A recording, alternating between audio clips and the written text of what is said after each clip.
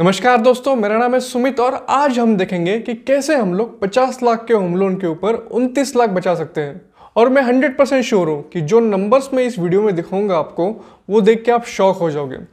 इसके साथ साथ मैं आपको ये भी बताऊंगा कि आपको लोन प्री क्लोजर पे फोकस करना चाहिए या फिर इन्वेस्टमेंट में फोकस करना चाहिए। इसलिए इस वीडियो को एंड तक देखिएगा। तो जब भी हम लोग होम लोन लेने जाते हैं तो मेनली 3 चीज़ों पर फोकस करते हैं। एक तो हमें कम से कम इंटरेस्ट मिलना चाहिए, दूसरा लोन अमाउंट, और तीसरा आता है ईएमआई। हम चाहते हैं कि कम से कम ईएमआई हमें लगे, लेकिन हम जितना कम ईएमआई लेते हैं उतना ज़्यादा हमारा टेन्योर बढ़ता है। और हाउसिंग लोन में मैक्सिमम टेन्योर आता है 30 साल का। चलिए अब एग्जांपल देखते हैं। मान लीजिए कि आपकी सैलरी 1 लाख रुपए है। देखो, इस एग्जाम्पल को एज इट इज मत ले लीजिएगा, आप आपके फाइनेंशियल के हिसाब से भी इस एग्जाम्पल को चेंज कर सकते हैं। तो मानते हैं कि आपकी सैलरी 1 लाख रुपए है और आप चाहते हैं कि 50 लाख का होम लोन आप लें। इंडिया में नॉर्मली इंटरेस्ट रेट जो है वो 7% to 8% के बीच में है, इसीलिए हम लोग 7.5% इंटरेस्ट रेट लेते हैं। और हमें कम से कम ईएमआई भी चाहिए, इसलिए टेन्योर हम लोग 30 साल का लेते हैं। अगर हम लोग 50 लाख का लोन 7.5 इंटरेस्ट पे 30 साल के लिए लेते हैं तो उसका ईएमआई आता है 35,000 रुपीज़। पर्सनल फाइनेंस में ऐसा थंब रूल है कि हमारा जो ईएमआई है पूरे मंथली सैलरी का 35% के ऊपर नहीं आना चाहिए। इसीलिए मैंने होम लोन का जो अमाउंट है वो सिर्फ 50 लाख तक लिया हुआ है और ईएमआई 35,000। लेकिन बैंक जो है ना, हमसे 2 कदम आगे रहती है। जितनी आपकी अच्छी खासी सैलरी रहती है उतना बैंक चाहती है कि आप ज़्यादा से ज़्यादा लोन लें, और इसीलिए बैंक आपकी एलिजिबिलिटी भी बढ़ा देती है। बैंक का क्या कहना है, 1 महीने का जो भी आपकी सैलरी है उसका 40% आप अपने घर खर्चे के लिए लगा सकते हैं और अप टू 60% आप ईएमआई दे सकते हैं। यानी कि ज़्यादा से ज़्यादा लोन आप बैंक से अवॉइड कर सकते हैं। अगर हम लोग बैंक का एलिजिबिलिटी क्राइटेरिया लगाया तो आप 80 लाख तक का लोन ले सकते हैं और उसका जो ईएमआई है वो 60,000 तक आता है। लेकिन हमें ये ऐसा करना नहीं है। अगर हम लोग ऐसा करते हैं तो हमारी सैलरी का ज़्यादा से ज़्यादा अमाउंट ईएमआई में चला जाएगा और जो बचा कुचा अमाउंट है वो घर खर्चे में चला जाएगा। लेकिन हमें जो इन्वेस्टमेंट करनी रहती है उसके लिए हमारे पास पैसा नहीं बचेगा। और अगर हम लोग इन्वेस्टमेंट नहीं कर रहे हो, सिर्फ बैंक का लोन ही रिपे कर रहे हो, तो हमेशा याद रखिएगा आप जो भी जॉब कर रहे हैं ना वो बैंक के लिए कर रहे हैं, आपके फैमिली के लिए नहीं कर रहे हैं। अब लोग ये भी बोल सकते हैं कि हम लोग जो घर ले रहे हैं वो भी तो एक तरह का इन्वेस्टमेंट है, तो क्या प्रॉब्लम है। लेकिन जो रेसिडेंशियल होम रहता है ना, वो एक एसेट रहती है, इन्वेस्टमेंट कभी नहीं रहती है, क्योंकि उस घर के ऊपर आपको कोई रिटर्न नहीं मिलने वाला है। इन्वेस्टमेंट वही रहती है जिसे आप इंस्टेंटली लिक्विडेट कर सकते हो। और अगर आपका रहता घर अगर लिक्विडेट करने जाओगे तो उसके 1-2 साल लगेंगे और वो आपके लिए कंफर्टेबल भी नहीं रहेगा। इसलिए आप कभी मत ये कहना कि आप जो घर ले रहे हो रहने के लिए वो एक इन्वेस्टमेंट है। चलो फिर बैक टू द एग्जाम्पल आ जाते हैं। जैसे मैंने आपको बताया कि हम लोग मेनली 3 चीज़ों पर फोकस करते हैं, एक इंटरेस्ट रेट, एक ईएमआई और एक लोन अमाउंट। लेकिन एक चीज़ पे हम लोग फोकस नहीं करते हैं और वो है कि पूरे टेन्योर में हम टोटल कितने पैसे बैंक को रिटर्न दे रहे हैं।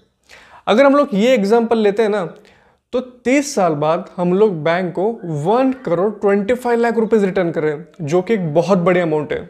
और इसमें से 50 लाख तो सिर्फ प्रिंसिपल है और 75 लाख इंटरेस्ट आपको लग रहा है। लेकिन अगर हम लोग हमारा जो टेन्योर 30 साल का है वो 25 साल तक कर लेते हैं तो आपको पता है आपका जो ईएमआई सिर्फ 2,000 से इंक्रीज होगा और जो इंटरेस्ट है वो 75 लाख के बजाय सिर्फ 60 लाख लगेगा। यानी कि 15 लाख की सेविंग सिर्फ 2,000 रुपये बढ़ा के, और वो भी 25 साल में। और अगर आपकी सैलरी 1 लाख रुपए है और अब 35% का अगर आप क्राइटेरिया रखते हो, सैलरी मैटर नहीं करता, लेकिन आप 35% का अगर क्राइटेरिया रखते हो तो 2,000 रुपये बढ़ाना कोई बड़ी बात नहीं है। और टोटल अगर हम लोग देखेंगे तो टोटल बैंक को हम लोग रिपे करेंगे 1,10 लाख रुपीज़, यानी कि 50 लाख का प्रिंसिपल और 60 लाख का इंटरेस्ट। इस एग्जाम्पल को और थोड़ा आगे ला जाते हैं। जो टेन्योर को हम लोग और थोड़ा सा कम कर देते हैं, 25 साल के बजाय हम लोग इसे 20 साल का रखते हैं। अगर हम लोग टेन्योर 20 साल का रखते हैं तो टोटल इंटरेस्ट आप पे करोगे सिर्फ 46 लाख रुपीज़, जो पहले 75 लाख रुपीज़ था। यानी कि टोटल सेविंग आपकी हो जाती है इंटरेस्ट में 29 लाख रुपीज़ सिर्फ 20 साल में, जो कि बहुत बड़ी अमाउंट रहती है। और टोटल आप रिपे करोगे 96 लाख रुपीज़, 50 लाख का प्रिंसिपल और 46 लाख रुपीज़ का इंटरेस्ट। उसके लिए आप सिर्फ 5,000 रुपीज़ इंक्रीज करने पड़ेंगे। यानी कि शुरुआत में जो EMI था हमारा 35,000 वो अभी हो जाएगा 40,000, लेकिन आप 5,000 रुपये इंक्रीज करके 20 साल में 29 लाख रुपीज़ सेव कर सकते हैं। लेकिन आप हमेशा याद रखिए, जो EMI बढ़ाने की जो प्रोसेस है ना, आपको शुरुआत में ही करनी है। उसके पीछे रीज़न है, बहुत लोगों को नहीं पता होगा, लेकिन जो आप EMI बैंक को पे करते हैं, फॉर एग्जांपल आपका EMI 35,000 है, तो उसमें से 90% इंटरेस्ट बैंक पहले ही ले लेती है और सिर्फ 10% की जो अमाउंट है वही प्रिंसिपल से माइनस होती है। यानी कि 50 लाख के लोन में से अगर आप 35,000 रुपीज़ EMI पे कर रहे हो तो सिर्फ 3,500 रुपीज़ 50 लाख से माइनस होंगे और बाकी तो सिर्फ इंटरेस्ट ले लेगा बैंक। शुरुआती सालों में बैंक ज़्यादा से ज़्यादा इंटरेस्ट आपसे ले लेता है, इसलिए आपको जो भी EMI बढ़ाना है वो शुरुआती सालों में ही बढ़ाना है। अगर आप इसे बाद में बढ़ाओगे तो ज़्यादा इफेक्ट नहीं आने वाला। अब इसमें आप लोग काउंटर क्वेश्चन भी कर सकते हैं, क्यों ना हम लोग 5,000 रुपये EMI में बढ़ाने के बजाय हम लोग उसकी SIP करेंगे अगले 20 साल तक। और ये भी चीज़ सही है, क्योंकि अगर आप 5,000 की SIP करते हैं 20 साल तक, अगर हम लोग नॉर्मली 10% भी रिटर्न ले लें, जो कि पॉसिबल है म्यूचुअल फंड में, इम्पॉसिबल नहीं है, तो आपकी अमाउंट 36 लाख रुपीज़ हो जाती है। अगर आपका म्यूचुअल फंड का रिटर्न 12% है तो वो 46 लाख तक अमाउंट हो जाती है, जो कि 29 लाख से बहुत ज़्यादा है। लेकिन प्रॉब्लम ये है ना कि EMI जो है वो आपके लिए कंपल्शन हो जाता है, आपको उसे भरना ही भरना है। और जो म्यूचुअल फंड का ऑप्शन आप चूज़ कर रहे हो ना, वो आपके लिए एक ऑप्शन है, इसलिए अगर बीच में आपको इमरजेंसी लगे तो आप उसे ब्रेक भी कर सकते हैं। और कंपाउंडिंग को अगर आपने बीच में ब्रेक कर दिया तो उसका इफेक्ट ज़्यादा नहीं आता है। अगर आपके पास अपना इमरजेंसी फंड दूसरा कोई अवेलेबल है और आप फर्म हो कि आप 20 साल तक आपकी SIP चला सकते हो, तो डेफिनेटली आप म्यूचुअल फंड का ऑप्शन चूज कर सकते हो।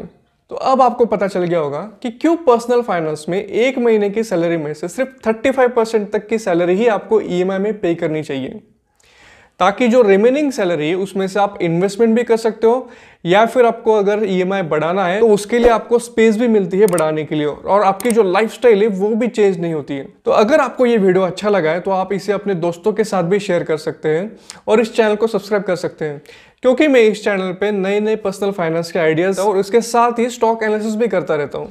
तो फिलहाल के लिए इतना ही, मिलते हैं अगले हफ्ते।